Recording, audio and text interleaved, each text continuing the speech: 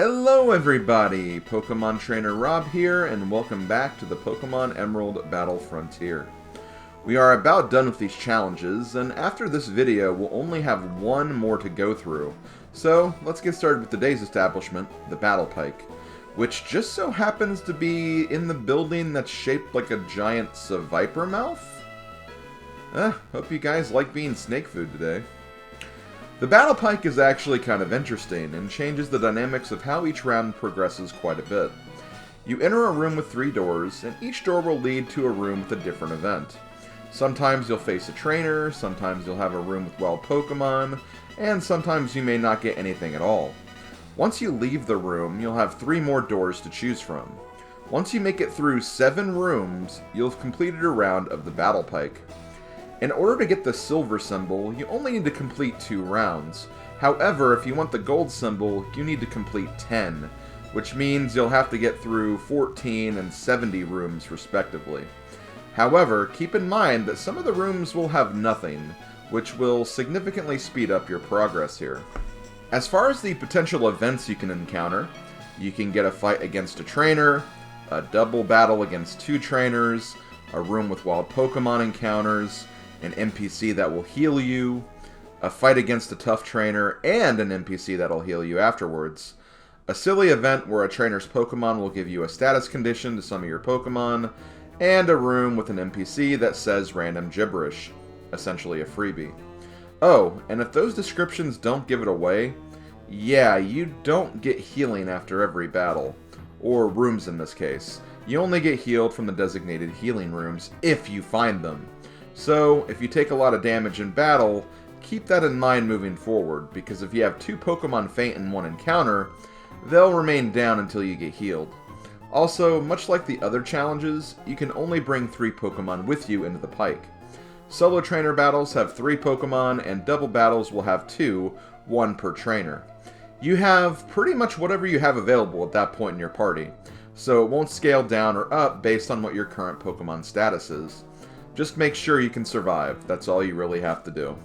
As far as the Pokemon I brought to this challenge, I decided to bring Kip, Bowser Girl, and Slavko. I'm giving Sig a break because I think Bowser Girl and Kip would make a slightly better team in double battles, as Bowser Girl could cover Kip's one major weakness. And in addition to that, all 3 of my members are also pretty bulky and tanky in general, which is probably most important of a challenge of this nature, since it's about lasting over the unknown and the unpredictability. Also, gotta love that white smoke ability that Torkoal has. Anyway, since each round will be very unpredictable in terms of the events I get, coverage for this mode will be a little weird, especially since there probably won't be as many fights, but I'll try to cover as much as I can. Also, did I end up using save states like the last video? Well, you'll just have to wait and see. I don't imagine the silver symbol being a problem, since we only need to make it through 2 rounds, but the gold, that's gonna be a little harder. Let's just get started and find out. Round 1 starts with a room of wild Pokemon encounters. These rooms will feature a long, narrow, and twisty hallway that'll try to keep you in the room as long as possible in order to increase your odds of having consecutive encounters with wild Pokemon that are generally annoying to fight. During my runs, I only ran into Dusclops, Milotic, and Viper, but apparently you can also find Electrode, Wobbuffet, and Breloom as well. Essentially, these are Pokemon that will have some annoying gimmick, like counter strats, or moves and abilities that cause status conditions. These fights are meant to slow you down and give you annoyances in future rooms. I hated these rooms when I started these runs, but came around to liking them a lot more the further I got into the Battle Pike, because at least you kind of know what you can expect here. Room number 2 was a heal room, so any damage I took was immediately washed off. Room number 3 was a random NPC, so nothing happened. In room 4, I ran into another NPC, whose Kirlia was causing mischief, and as a result, the Pokemon decided to use Toxic on my team members, giving some of them poison.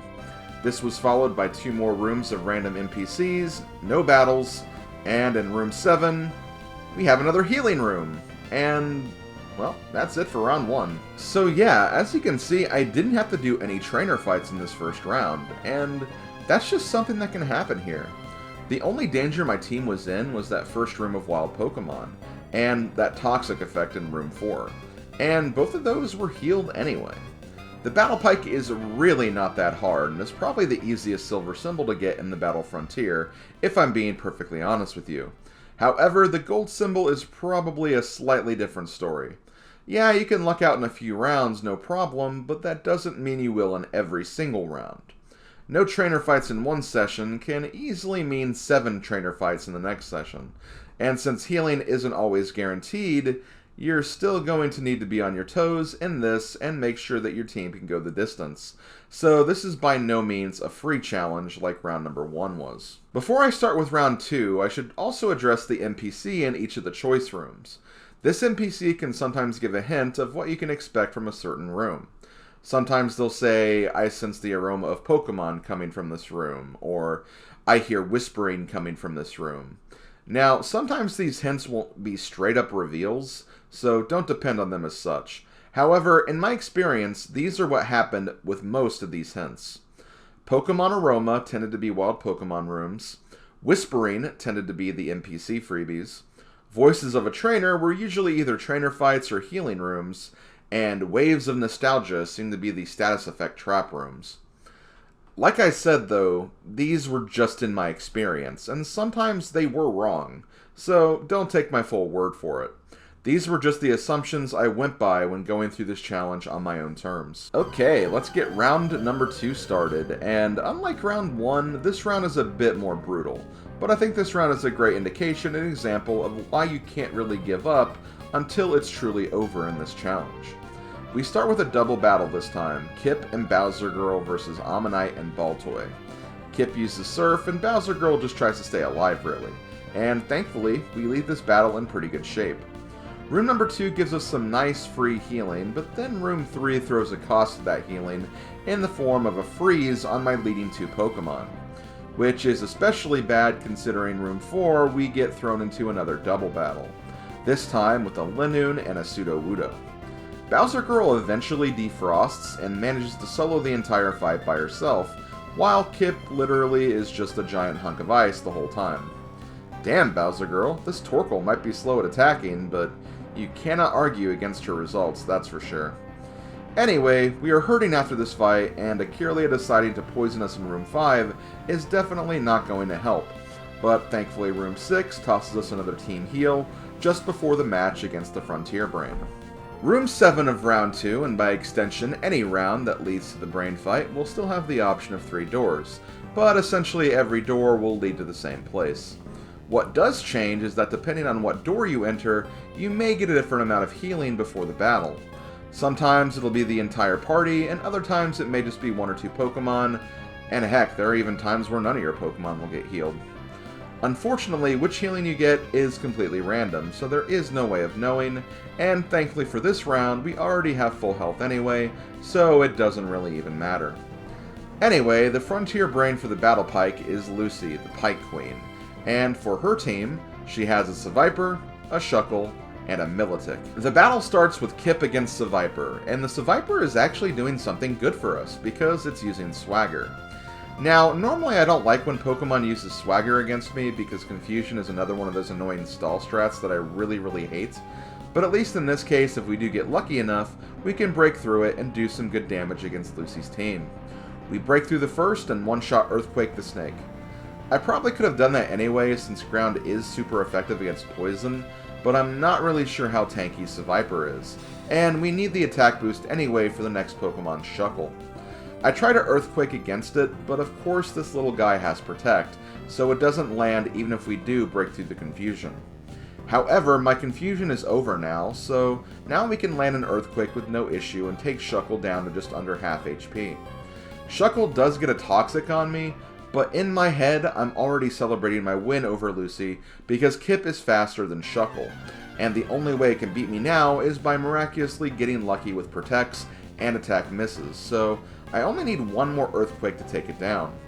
The reason this was important for this battle to go this way is that Shuckle is an absolute tank, probably one of the tankiest Pokemon in the series, and this one knew Rest, so being able to take it down in 2 hits with me having the speed advantage was absolutely vital here. Last up is Milotic, and since we already are beefed up from Swagger, another Earthquake is all we need to take it down. And that, my friends, is how we get the luck symbol. It's relatively easy to get, and we only had to do 4 trainer fights for it. Given there was a great deal of good luck we went through to get it, and not all rounds will be the same, but if you stay persistent enough, it should be in your hands before too long. Now, while the silver symbol was relatively painless, that's only 1/5 of the journey for the gold symbol. So if you want to push for that, hope and pray that the luck gods continue to stay on your side. Round number 3 starts with a single trainer Pokemon battle. Kip goes against a Hitmontop, and since it has Intimidate, I focus on just my special attacks for this battle, KOing Hitmontop with Surf, along with the second Pokemon, Vigoroth. Persian is the last Pokemon, and although Kip is unable to survive the fury of this fine feline, Slavko is out last to Hyper Beam it for the win. I then have absolute insane luck once again, as I manage to locate 4 NPC freebies in a row, followed immediately by a heal room in room number 6. This means no matter the event in room number 7, I'll at least be at full health for it. It ends up being another trainer fight, and Kip manages to solo it all by himself, using special attacks against the opening Machoke, and then using Earthquake against Swalot and Leyron as they're both weak to ground attacks. Another round completed. Round number 4 saw a bit more action. It starts with another Dusclops freeze in the opening room, but thankfully it doesn't carry over to Kip, my starting Pokemon, or Bowser Girl, his double partner. The second room is a wild Pokemon room, and then the third room has a double battle with a Gyarados and a Nidoking. The Nidoking goes down just fine, but we have a little trouble with the Gyarados, and Bowser Girl goes down as a result. Slavko comes in, and unfortunately he's the Pokemon that got frozen, so he's not immediately helpful here. Thankfully the Gyarados was weakened enough so Kip could finish it off. Room 4 gives us another double battle, this one against a Clefable and a Shuckle. Thankfully this Shuckle isn't as annoying as Lucy's, and Slavko defrosts during this battle, so once we get Clefable down, it doesn't stand a chance in a 2 versus 1 scenario. Room number 5 has another double battle. Wow, I guess this was the theme this time. This one is a little scarier though, with a Dusclops and a Hariyama. I immediately try to take out the fighting type first, just to make sure Slav can survive as long as possible, and then it's just a matter of weakening down the bulky ghost type for another win. Thankfully, that's the scariest of this round, because the 6th room features an NPC that healed 2 of my Pokemon, and the 7th room is a Toxic Kirlia, which doesn't matter since this is the last room anyway. Round completed. Round number 5 begins with a wild Pokemon room, followed by a healing room immediately after, for the first 2 room encounters. It's always annoying seeing that heal come up so early when you theoretically would rather have it towards the back half, but those are the breaks for the Battle Pike, I guess. Room 3 has a trainer, and in this battle we watch as Kip barrels through a Rapidash, a Magmar, and a Wailord respectively. I swear, Kip has been an absolute monster for these challenges, once I realized how good Swampert was for the Battle Frontier. Kip is by no means invincible though, as we immediately have another trainer for Room 4, and with an opening Milotic, Kip can't quite weather the storm on this one. Slavko comes in to clean up this Pokemon, as well as the following Flygon. However, the trainer decides to close with Crobat, and Slavko isn't strong enough to last until his next Hyper Beam. So, Bowser Girl has to come in and finish this one up. Thankfully, she does come through, but since she is poisoned and is in red HP, this attempt is not looking good for us. Only one thing can happen if we want to see success here. We make our way to Room 5, and thank God, a healing room. Our Pokemon get healed up, and the round continues. We get a freebie NPC for Room 6, and then Round 7 ends with a double battle featuring Shuckle and Scizor. With both Pokemon having weaknesses to my typings, this is not a battle I'm concerned about. And we take Round 5, being halfway there to our gold symbol. Round number 6 begins with an NPC freebie, followed immediately by a Pokemon battle.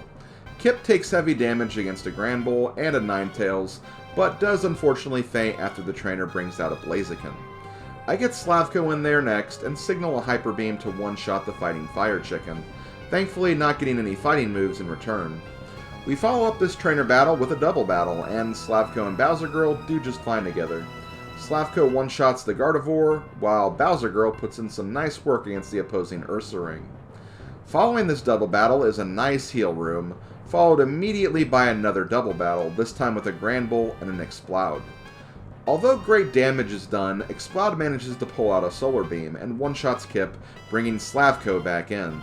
However, my dynamic duo still manages to hold tight as we win and move on to yet another double battle, this time with Caesar and Jolteon. Once we get rid of Jolteon with a Hyper Beam, Bowser Girl's fire attack should be more than enough to handle Caesar. We then get some healing in Room 6, but it's all for naught as Room 7 just has an NPC freebie. Round completed. Round number 7 starts with a double battle this time, as Kip and Bowser Girl are up against a Shuckle and an Armaldo, both Rock and Bug dual types. And here's another reason why I like Kip and Bowser Girl together, because of Surf and Heat Wave. Both of these attacks actually hit both Pokemon, so together we can just keep actively damaging both at the same time without getting screwed over by dang Protect strats, the bane of my and probably some other guy's existence. Anyway, they both go down despite some damage and poison on my side. Thankfully it's irrelevant because the next room is a wild Pokemon room where I somehow managed to make it through without a single encounter. And then a healing room right after for room number 3. Room 4 has a trainer which starts Kip against a Dugong. The trainer strangely switches out though to Tentacruel, who I can easily one-shot with Earthquake, as well as the following Lantern as well. Dugong comes back out, and I'm honestly kind of surprised they didn't stick with it at first, because this Pokemon does give me some issues. You see, this Dugong has Rest and Sleep Talk, which means it can use its other moves while it's sleeping. What are those other two moves? Why, Horn Drill and Sheer Cold, of course. 2 one-hit KO moves. So this Pokemon can just essentially fall asleep and recover, and then start blasting one-hit KO moves while it's asleep, and then just repeat the process when it wakes up. Dugong does unfortunately get Kip, but is unable to take down Slavko after we finally get 2 Hyper Beams in while it sleeps. If that battle wasn't stressful enough, Room 5 features a double battle, and while I still have 2 healthy Pokemon, once again one-hit KO strats are being used, and I'm not happy about it. Slavko gets the kill on Dugtrio, but Rhydon does get Slavko with a Horn Drill, meaning Bowser Girl is all alone in fighting this Rock Ground type, and this is not a great matchup for her. However, if I could go back in time before the Elite Four and tell myself one thing, I would be telling myself thank you for giving Bowser Girl Iron Tail. Because if there was any time in this playthrough that this move was going to be clutch, this would be that time. I use the move, get the defense drop, Horn Drill misses, I do the attack again, Horn Drill misses again, and then I take down the Rhydon. That was close. Bowser Girl, you are the MVP of this establishment, hands down. That excitement thankfully concludes with a heal room at Room 6, and a congratulatory Kirlia status effect for Room 7. Round completed. Round 8 starts with Poison. Yay? Well, the next 2 rooms are just a freebie room and a wild Pokemon room, so thankfully it's a pretty uneventful start at least. And the trainer fight in Room 4 does confirm that Kip is the only one who got poisoned, so I think we'll be fine. Kip starts against a Quagsire and does manage to take it down, but we're up against Granbull next, so I'm not expecting any sweeps here. Kip goes down and I bring in Slavko to finish it off. Last up is Dusclops, and this is kind of a scary fight, because I can't rely on Hyper Beam for this one. I use some Thunderbolts instead, and even though Dusclops does curse himself at one point, it also knows Rest, so this fight is going to take a little more than the classic Slavko power. Slav goes down to the curse, and Bowser Girl is once again the remaining soldier on my team. She is shooting flamethrower after flamethrower, but Dusclops is tanking them well, and even manages to get a powerful Shadow Ball against me. When it gets low, it uses Rest again, and I realize this may be my only chance. I flamethrower once, do just under half damage, but then get a critical to finish off the Ghost type. Once again, another clutch Bowser Girl moment today. The rest of the round is pretty generous, as we have an NPC freebie, a heal room, and another wild Pokemon room. Another round down, and only 2 more to go. Now, we've had some close to free rounds already, but if I had to declare the most free round, I'd say it was this one hands down.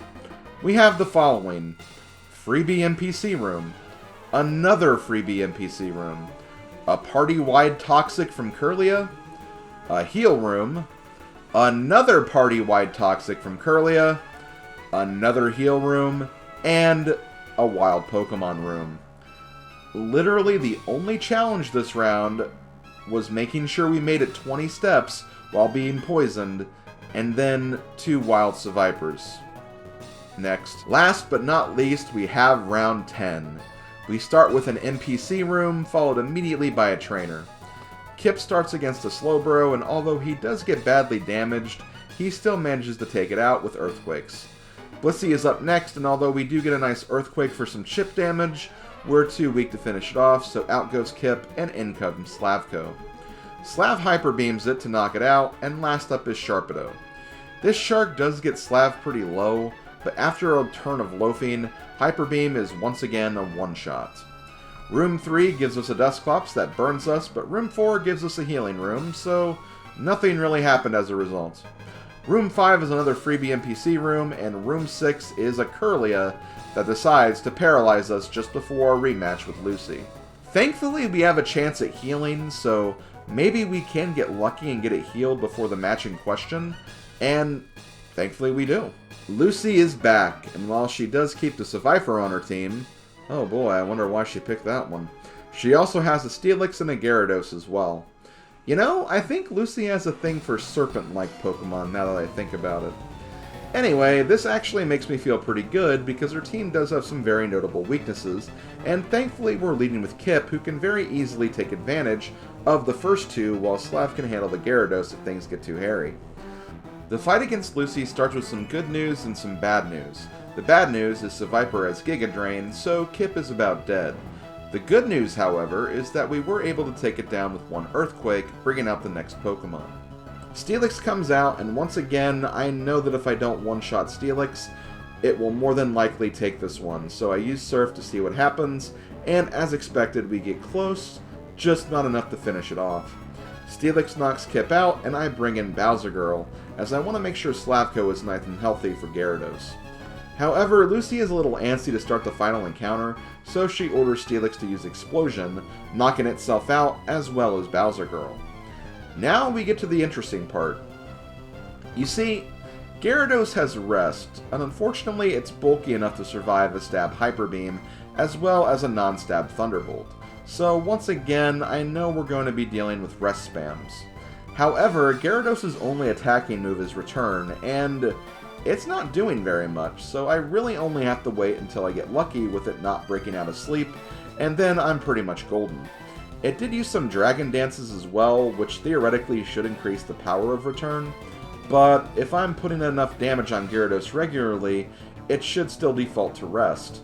Anyway, eventually the Gyarados goes down, the round is finally completed, and the Golden Luck symbol has been obtained. So, here's the million-dollar question.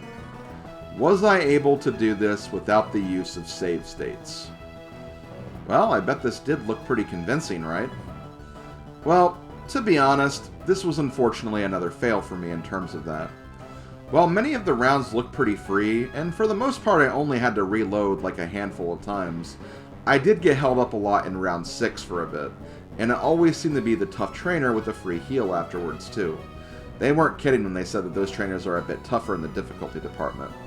I also had a run on round 10 that died to Lucy because Giga Drain was a critical hit on Kip, meaning I had to fully take down all 3 members with only 2 Pokemon, one of which was damaged because I didn't get the free heal beforehand. So yeah, there was no way in hell that was happening. I will state for the record that once again, I only used the save states at the start of the round, just so I didn't have to start from the very beginning at round 1. I didn't use save states in between rooms, I only used them for the beginning of the round. But yeah, that was the Battle Pike, and overall it was probably one of the easier establishments. It helped that so many of my rounds were free, but much like the name of the symbol itself, that's only because of the element of luck. And if you know me from my Mario Party videos, you know how much I despise that element. Still, it was a unique idea though, and I appreciated the take on this, and how you could conceivably get a different experience for each round in question. Kinda reminded me of those old choose-your-own-adventure books that I used to have as a kid. This is definitely why I decided to cover this building and my adventure in more full detail, because otherwise this would have been a really, really short video. Anyway, that's 6 Battle Frontier establishments done, with only 1 remaining, and that is the Battle Pyramid. I've been looking forward to this one, so it should definitely be a fun time. Not only that, but it's also the last video of Pokemon Emerald. We're almost done, guys, and I seriously can't wait to be done. This has been Pokemon Trainer Rob, and I will see you guys next time. Later, folks.